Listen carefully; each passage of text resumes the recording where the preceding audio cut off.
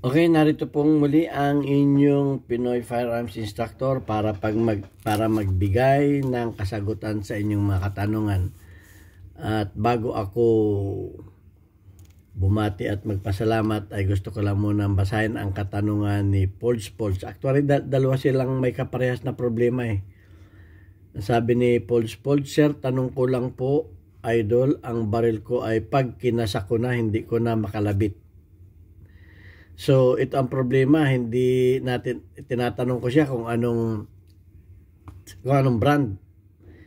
Hindi sinasabi ang brand, pero iano ko na lamang na ito ay 1911.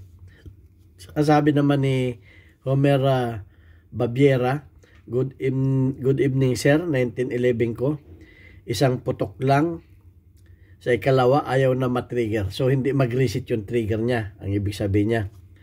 So, halos magkaparehas yung mga baril na ito pa. So, bago natin sagutin yan, ay gusto ko lang munang magpasalamat at bumati sa lahat ng 36,800 plus na mga subscribers natin. At lagi kong pinapaalaala doon sa mga bago pa sa aking YouTube channel na may mga nagtatanong na gusto magpagawa ng baril. Ako po ay wala sa Pilipinas at wala din po akong ibinibentang baril sapagkat sapagkat ako po ay dito nagtatrabaho sa Kuwait sa Mayadin Shooting Range. 20 years na po ako dito nagtrabaho bilang isang firearms instructor, gunsmith at ngayon ay consultant na.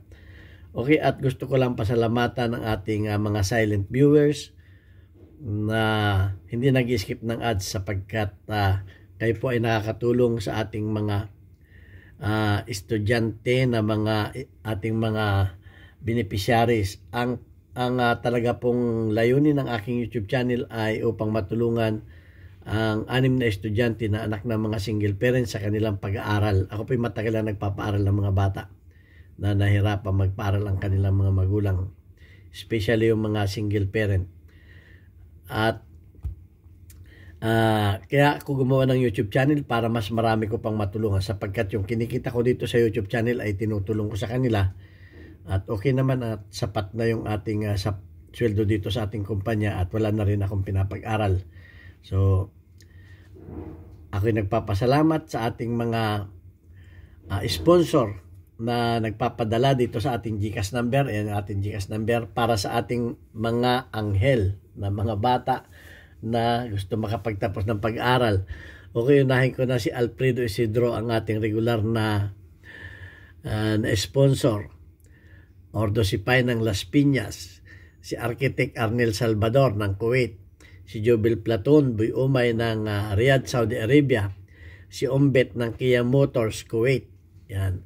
At si Anthony Evangelista ng Pasay. Merong isang ayaw magpakilala, tawagin na lamang natin sa pangalang Adrian A. Okay, thank you very much sa inyo. At sana marami pa ang gumaya sa inyo na may puso ng pagtulong. Ayan. So, kay Polds at kay Homer Barrera,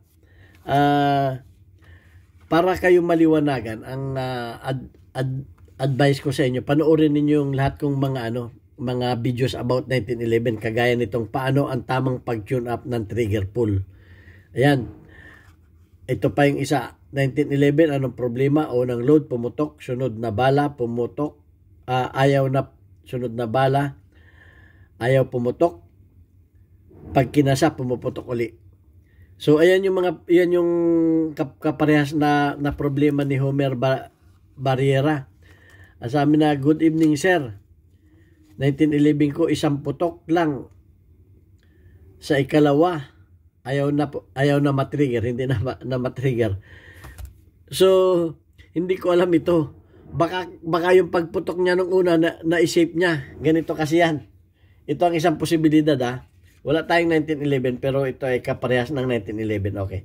Once na humawak tayo ng baril, check lagi natin ang chamber load. Protocol yan. Check lagi natin for safety. Okay. So, ganito yan. Ito ang isang posibilidad na nangyayari. Okay, ganito. Papakita ko sa inyong itong thumb safety. Ang thumb safety, kalimitan, ay nandito nandito sa baba ng thumb. So, pag pumutok, pag pumutok yan, ay accidenting na itataas niya yung shape. Ito ang isang problema. So, pag naitaas niya yung shape, ay hindi na niya makakalabit yan. Natural, nakashape na. Kasi nga, nung pumutok, nakababa yung ganyan, nung pumutok, pang, ay naitaas niya itong thumb safety. Kasi nga, nandito yung kamay niya. So, ito yung lagi kong kinukorek. Ganyan natin. Ito yung lagi kong kinukorek sa aking mga estudyante. Yung thumb safety, wag ilagay dito sa ilalim. Kasi nga, pag nag-recoil, pumutok, accidenting natataas niya yung safety. Lalo kung may mga baril kasi na napakalambot ng thumb safety. So, hindi na muna makakalabit niya sa sunod. So, ang isinasuggest ko dyan ay dito ilagay sa ibabaw. Yung iyong thumb. Ilagay mo na dyan sa ibabaw ng thumb safety. Ganyan ang hawak mo. Okay? Para pumutok man yan, ay hindi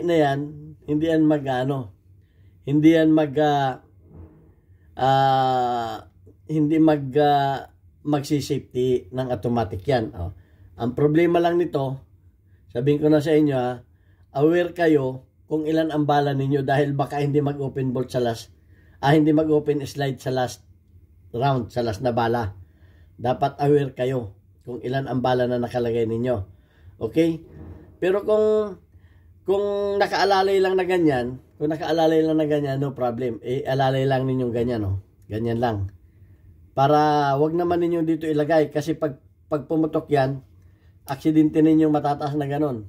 Matataas ninyong ganon yan, So pag nandyan yung kamay ninyo, lalo yung mga 1911 na matatapang umaangas yung mga thumb safety.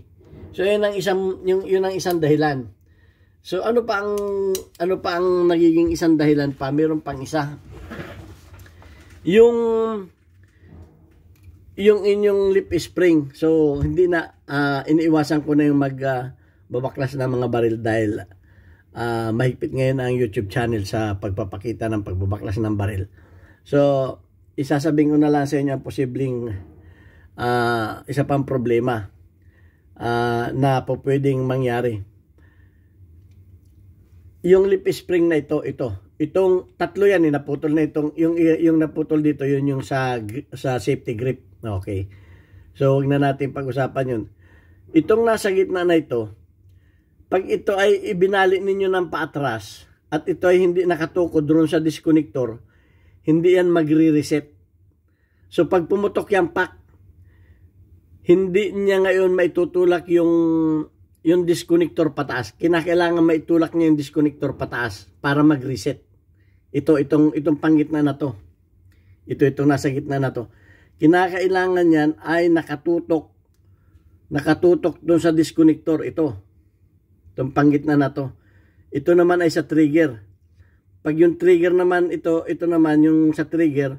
Pag yung trigger ay hindi bumabalik, trigger return. Okay, nakatutok naman ito doon sa magazine ring o doon sa trigger bow. Nakatutok itong last na ito doon sa disconnector. Pag ito ay hindi nakadiin, kumbaga hindi yan nakadiin doon sa kasi yung disconnector nakaganon. Pag yan ay hindi niya tinutulak yung disconnector hindi tataas. At pag hindi tumaas yung disconnector, hindi ninyo makakalabit. Hindi magdi-disconnect. So ayan, ang kasagutan ko doon, dalawa. Pwedeng ito at pwede yung paghawak ninyo sa baril. So, ina-advise ko nga na lagi ninyo panoorin ninyo yung kung halimbawa ay 1911 ang problema ninyo. Hanapin na ninyo doon sa Hindi ako pang maghahanap para sa inyo. Ang dami kong videos diyan about sa mga trigger na yan. About sa mga trigger ng 1911. Actually kompleto na tayo diyan. Yung iba nagkadalawa-dalawa pa ng video. Kamukha nito, video na naman. May videos na ako niyan. So, nandoon na yung inyong mga katanungan, hanapin na lamang ninyo. Kasi baka yung iba naman natin viewers na regular ay baka naman na umay na, paulit-ulit na. Ang sa akin naman ay lahat kayo ay pinagbibigyan ko. Ayan, at yun ang aking kasagutan dyan. At sana yung inyong mga katanungan ay inyong elaborate kung ano ang inyong modelo ng baril kamukha ni Folds. Walang modelo. Paano ko masasagot ng tama yan? Sabi niya, Sir, tanong ko lang po idol, ang baril ko ay pag kinasa ko na hindi ko na makalabit. Anong baril yan? 1911 ba yan? O Glock ba yan? O ano ba yan? Sisil ba yan? Sa dami ng 1911 ba yan? So, si Homer, sinabi niya na 1911, kaya may sagot ako doon. So, ang ko na nga lang, ay panoorin ninyo yung videos ko na paano ang tamang pag-tune up. 1911, anong problema? O ng putok.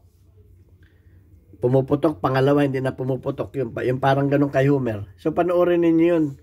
At marami pa kayong matututunan. Dahil ang mga videos ko ay parang kadina yan.